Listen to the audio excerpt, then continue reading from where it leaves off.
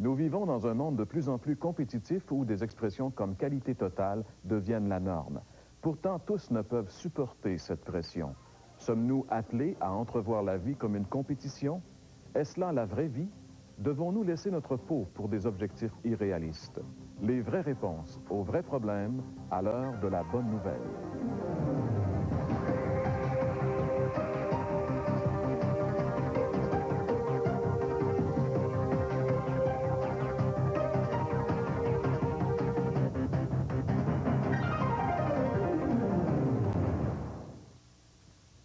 Bonjour et re-bienvenue à l'émission L'heure de la bonne nouvelle.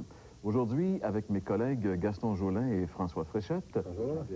nous allons parler de burn-out. Et au cours de l'émission, un petit peu plus tard également, Gilles Despins et Jacques Baudouin vont interpréter un chant qui s'appelle « Brûler en dedans ». Un chant, bien sûr, qui coïncide avec notre sujet d'aujourd'hui. Le burn-out, c'est quelque chose dont on parle de plus en plus. Je pense qu'il n'y a pas de personnes qui n'ont pas dans leur famille immédiate ou dans leur réseau d'amis des gens qui ont passé par le burn-out. Oui, peut-être je devrais, pour justement les gens qui nous écoutent, pourquoi est-ce qu'on emploie ce terme anglais burn-out? Moi, je pense surtout, il y a les lampes à l'huile du passé, là, expliquaient très bien, je pense, moi, ou nous donnent l'image parfaite de ce qu'est un burn-out. Lorsque la lampe à l'huile était pleine d'huile, bien, elle donnait sa lumière, mais dès qu'il n'y avait plus d'huile, bien, c'était le burn-out. Il n'y avait plus de lumière, il n'y avait plus rien. La lampe est vide. On employait ce terme-là à ce moment-là pour désigner que la lampe était... Mais je ne sais pas si on employait ce terme-là, mais ça explique bien ça quand même. OK. Ben oui, parce que, mais la définition, j'ai trouvé une définition un peu scientifique, c'est un peu compliqué, tenez-vous bien, là. Le burn-out est défini par les experts comme étant la maladie caractéristique du stress intrinsèque, des rôles à la fois exigeants et insoutenables qu'on s'épuise à vouloir tenir à la perfection.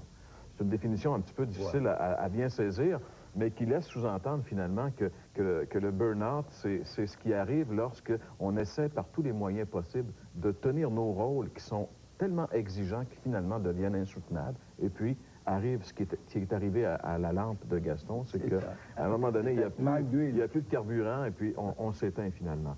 Et ça vient du fait qu'on a dans notre société un désir de performer. Et il y a un prix qui est très élevé rattaché à ça.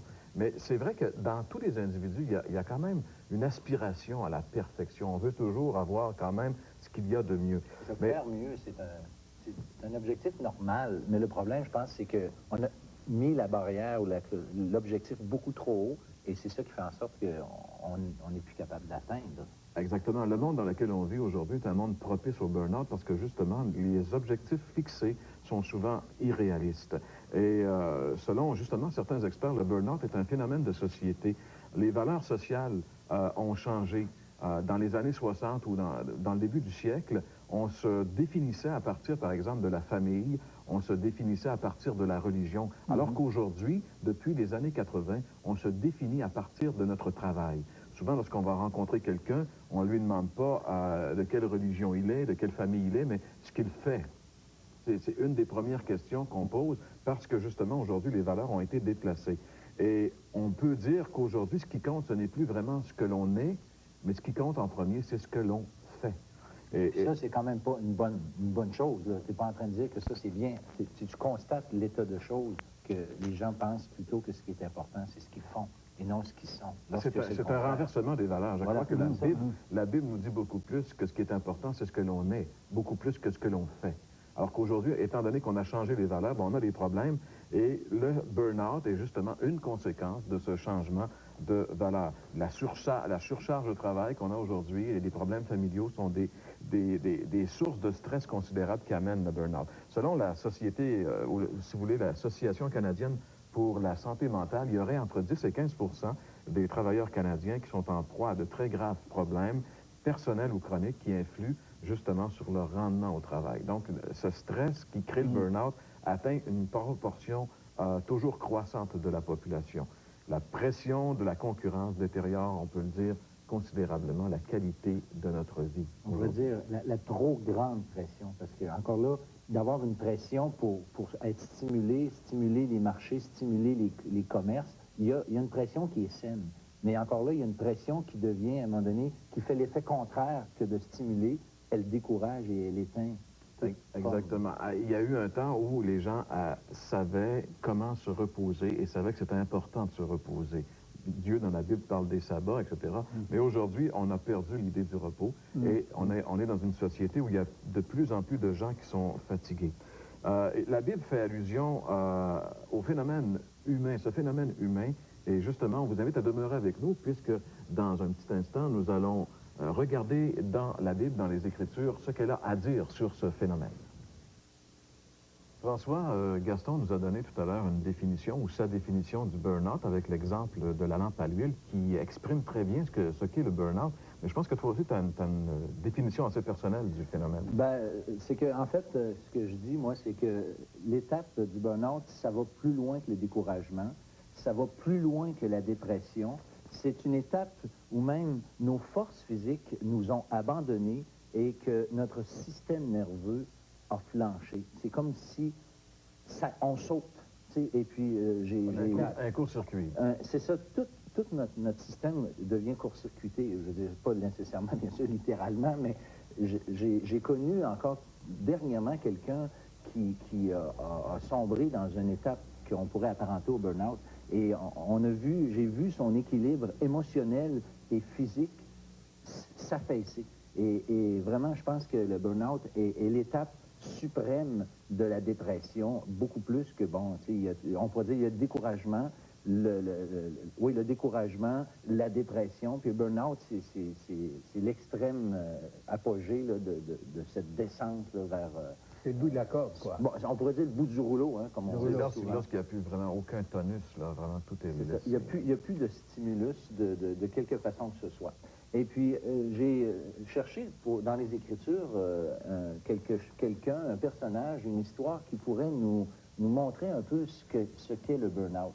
Et en fait, j'ai eu l'embarras du choix. Il y a plusieurs personnes qui pourraient être utilisées pour mettre en contexte ce qu'est le burn-out. Et j'ai choisi de parler du prophète Élie, qui est un prophète de l'Ancien Testament. Le peuple d'Israël avait abandonné son Dieu et Dieu avait jugé son peuple en envoyant une sécheresse parmi son peuple comme jugement, mais aussi Dieu utilisait des phénomènes de ce genre-là pour ramener à lui le peuple, pour le faire réfléchir, pour le ramener vraiment à lui. Et il y a eu un défi sans précédent qui a eu lieu au Mont Carmel, un défi qui est vraiment connu pour ceux qui lisent un peu l'Ancien Testament. Et il y avait là 450 prophètes d'un faux Dieu, avec 400 autres prophètes d'un autre Dieu. Astarté, hein? Oui, 400 prophètes d'Astarté, c'est ça, c'est un faux Dieu, des païens. Et puis, le peuple d'Israël, en plus des autorités, et on voit Élie confronter ces gens-là pour montrer que le Dieu, quel est le vrai Dieu, et vraiment, il met au défi ces gens-là. Donc, une scène formidable qui a montré une grande victoire, et Élie était à la tête, a agi comme leader dans tout ce déploiement. Fait qu'on voit un Élie d'un courage exceptionnel, d'une force formidable, et qu'est-ce qui arrive après, c'est que la reine de l'époque menace Élie de mort. Et là, on voit un Élie qui craque et qui croule sous la pression. Élie est plus capable, il est à bout de force, et on voit qu'Élie, il va se sauver, il va carrément s'en aller. Et j'aimerais qu'on lise 2-3 versets qui nous montrent la réaction d'Élie après ces événements dramatiques. Alors, tu veux nous dire, François, qu'après cette grande victoire, hein, après cet exploit, bien là, c'est la débâcle. C'est ça. Là, il a craqué parce qu'on va voir ensemble certains symptômes du burn-out juste après, puis on va voir qu'il y a beaucoup de choses avec lesquelles on peut facilement identifier des gens qui vivent des situations dans notre monde moderne et qui subissent carrément la même pression et qui font le même cheminement. C'est intéressant de noter également qu'après un événement qui a demandé un grand effort, il y a un effondrement. Par exemple, je lisais à un moment donné que l'évangéliste américain Billy Graham, qui a tenu ces grandes croisades où des milliers et des milliers de personnes venaient, c'est des moments intenses, il disait lui-même que très souvent, après avoir donné ces croisades, il tombait dans un état de dépression où ça prenait plusieurs jours et même des fois des semaines avant de s'en remettre. Et vu qu'il l'avait vécu très souvent, il était appelé même auprès des présidents des États-Unis qui, après leur présidence, passaient par la même période difficile. C'est ça, parce qu'après avoir vécu un long stress, de toute façon, on va en venir à ces étapes-là. J'aimerais maintenant lire dans le premier livre des Rois, au chapitre 19, et on va lire les versets 3 et les versets 4. Élie, voyant cela, c'est donc tout de suite après cette menace, se leva et s'en alla pour sauver sa vie. Il arriva à Beersheba, qui appartient à Juda, et il laissa son serviteur. Pour lui, il alla dans le désert où, après une journée de marche, il s'assit sous un genêt et demanda la mort, en disant, « C'est assez. Maintenant, Éternel, prends mon âme, car je ne suis pas meilleur que mes pères. » Donc, on voit Élie ici qui s'affaisse et qui s'écroule et qui vient complètement découragé. Là, il y a quelques symptômes qui sont intéressants là, de trouver là-dedans. La première chose que je voudrais noter aujourd'hui, c'est que Élie perd la vision, pas littérale, mais il perd la vision des choses. Sa vue est obstruée par les événements qui prennent une proportion démesurée et qui fait en sorte que Élie ne voit plus la réalité. Parce qu'il semble maintenant que Élie est sans issue. Pour lui, là, c'est comme si, bon, le monde vient de s'écrouler. Et il ne voit plus rien. Il ne voit plus d'issue. Il n'y a plus de lumière au bout du tunnel pour lui. Et ça, est-ce que ça serait un peu comme s'il pensait que, par exemple, que Dieu l'avait abandonné, l'avait laissé comme à lui seul? Bien, c'est ça. Et abandonné de Dieu dans son âme, mais aussi, il a l'impression qu'il est tout seul parmi tous ces gens contre lesquels il s'est opposé. Mais pourtant, justement, la réalité est tout autre. Mais Élie ne voit que ça. Et justement, le deuxième point concernant les symptômes du burn-out d'Élie, si vous me passez l'expression, c'est le manque d'objectivité et la tendance à l'exagération. Un manque d'objectivité parce qu'il dit « je suis pas meilleur que mes pères ». Il exagère, c'est pas objectif comme déclaration. Et en plus, on le voit qu'il dit « je suis resté moi seul pour être fidèle, comme tu sais, je suis tout seul, tous les autres t'ont abandonné au Éternel ». C'est un peu le genre de prière qu'il fait. Mais là, c'est Dieu qui intervient puis il dit « non ». Il dit, il y a 7000 hommes en Israël qui n'ont pas plié le genou devant les Baals, les dieux des Baals. Tu sais. Ils sombrait un petit peu dans la paranoïa et ils croyaient qu'il était ça, seul. C'est ça. Il y a vraiment, bon, on dirait il a capoté. Tu sais, il y a vraiment, sa vision a été complètement démesurée. Il y a un autre symptôme qui fait peur dans la vie d'Élie avec ça, c'est qu'il y a une image de soi qui est dégradée. Et là, on a un terme commun, la sous-estimation de soi. Là, à partir de ce moment-là, il dit justement, je ne suis pas meilleur que mes pères. Et ses pères, il y en a beaucoup qui ont été très infidèles. Élie, au contraire, s'est tenu vraiment debout, solide. Mais là, non, là, il était rendu, il avait l'impression que tout ce qu'il avait accompli, qu'il venait d'accomplir justement, on l'a dit, là, quelque chose de vraiment grandiose. Son image de lui-même est faussée, il se voit pas comme ça. C'est ça, son image de soi est dégradée.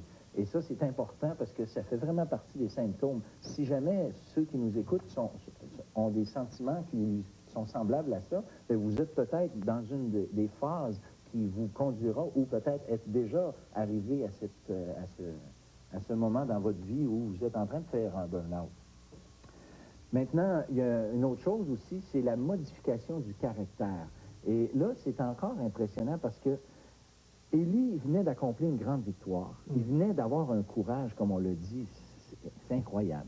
Mais là, il n'y a plus rien, il n'est plus capable de rien faire à la seule menace d'une femme, pas parce qu'on a un mépris pour les femmes, mais quand on pense qu'est-ce qu'il avait affronté, et puis là, seulement la femme du roi qui intervient puis qui le menace de mort, puis Élie, il n'est pas capable d'affronter ça. Fait que, on peut dire, Élie, il n'est plus reconnaissable. C'était comme la goutte qui a fait déborder le vase. C'est là qu'il a craqué. C'est ça. Ça, c'est évident, tu sais, parce que la pression, là, il était capable de la maintenir, de la contenir, mais à un moment donné, la goutte. Puis ça, l'expression est vraiment excellente parce qu'elle rentre vraiment là-dedans. Et c'est souvent comme ça. Ceux qui connaissent des étapes de même de leur vie finissent par craquer et c'est souvent d'un coup sec.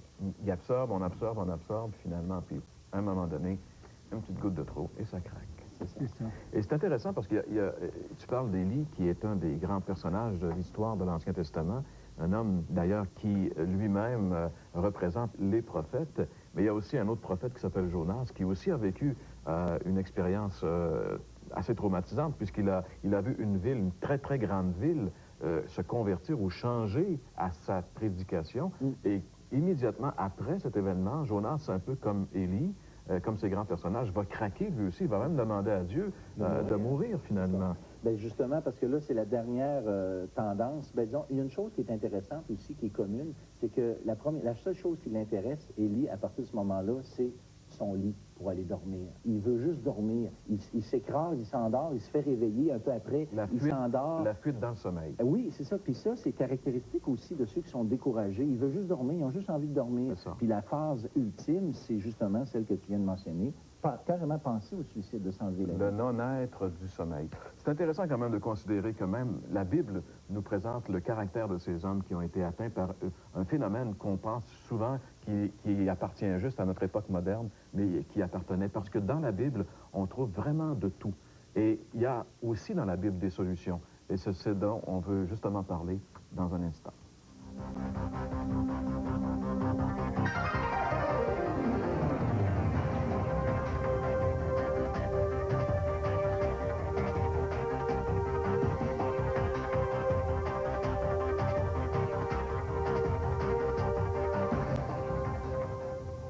Eh bien oui, on aurait pu aussi parler de Jean-Baptiste dans le Nouveau Testament, qui était un grand homme, même le Seigneur parle de lui comme étant le plus grand prophète, et puis lui aussi a craqué justement là, à la dernière minute dans sa vie. Bien, en parlant du burn-out, de quelqu'un, c'est quelqu'un qui brûle la chandelle par les deux bouts, de quelqu'un qui s'épuise sans prendre le temps de se ressourcer, de se reposer, de se nourrir convenablement, quelqu'un qui entreprend trop pour ses capacités. C'est assez fréquent de nos jours, et on abuse de nos capacités, de notre santé, on finira avec un burn-out. Et plus souvent qu'autrement, on refuse de reconnaître les symptômes qui nous avertissent que le burn-out s'en vient. On finit par se faire attraper. Et là, le corps, je devrais dire, le cœur ne veut plus. Il n'y a plus grand-chose qui fonctionne pour celui qui vit un burn-out. C'est comme si le cœur n'y est plus. J'aimerais en faire une application sur le plan spirituel. Je crois qu'il y a beaucoup de gens qui vivent présentement un burn-out spirituel. Nos pratiques religieuses ont perdu leur attrait. Et si notre conscience nous pousse à aller à l'église, quand il y a quelque chose de spécial, bien entendu, mais le cœur n'y est pas. Pour plusieurs, c'est comme si Dieu est mort. Cette soif de Dieu n'y est plus. C'est une condition très triste. Il se peut que c'est ce que vous vivez présentement. Soyez francs avec vous-même, cher ami. On ne trompe pas Dieu.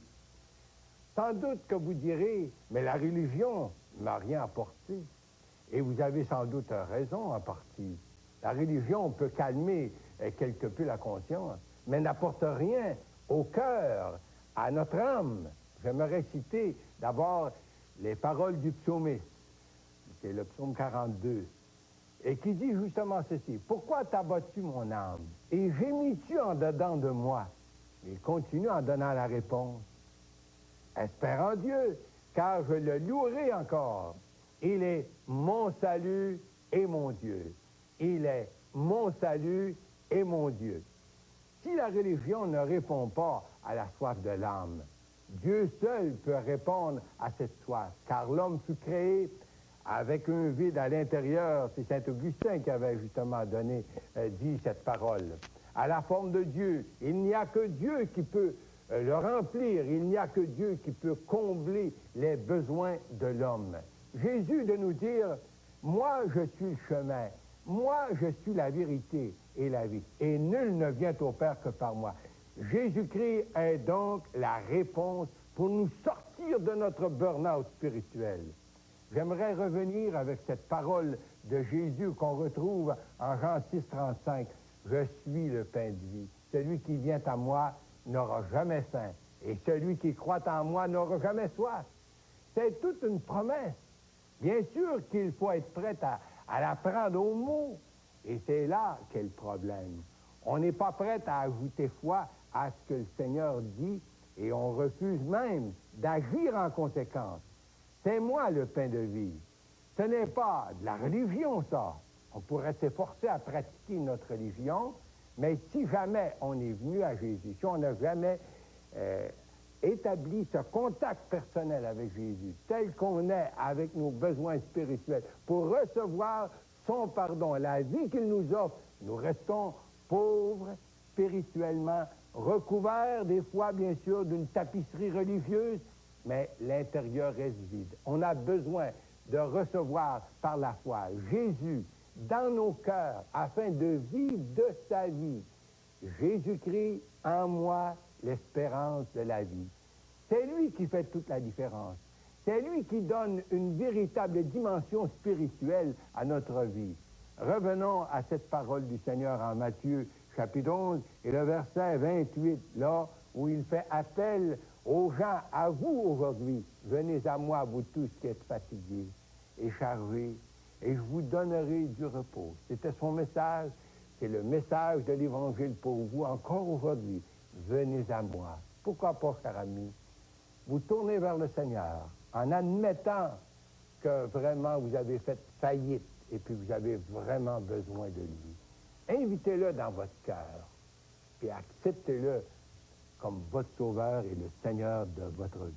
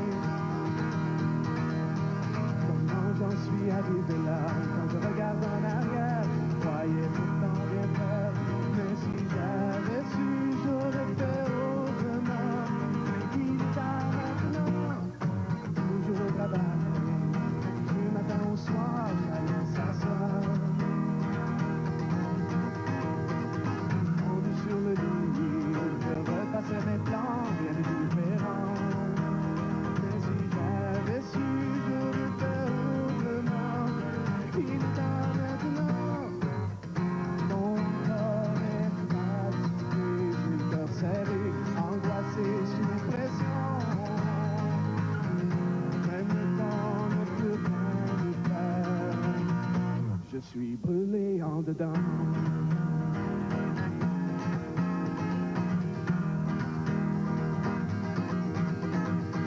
On m'avait dit souvent, sur un ton moqueur, l'argent ne fait pas le bonheur. Je m'entends encore me dire, si j'ai tout ce que je veux, je serais heureux. Mais si j'avais su, j'aurais fait autrement. Il est tard maintenant, mon corps est fatigué, j'ai le cœur serré, angoissé, sous pression. Même le temps ne peut rien y faire. Je suis brûlé en dedans.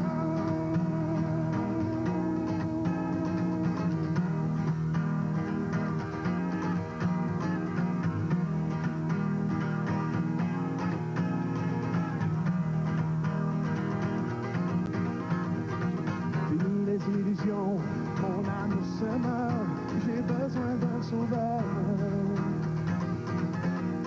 J'ai pris la décision d'abandonner ma vie à Jésus-Christ. Mais si j'avais su, j'aurais fait autrement. Je l'aurais fait bien avant. Mon corps est reposé, j'ai le cœur tranquille, libéré sans pression. Délivré de ma propre misère, je suis en paix maintenant. Mais si j'avais su, j'aurais fait autrement. Je l'aurais fait bien avant. Mon corps est reposé, j'ai le cœur tranquille, libéré sans pression. Délivré de ma propre misère, je suis en paix maintenant.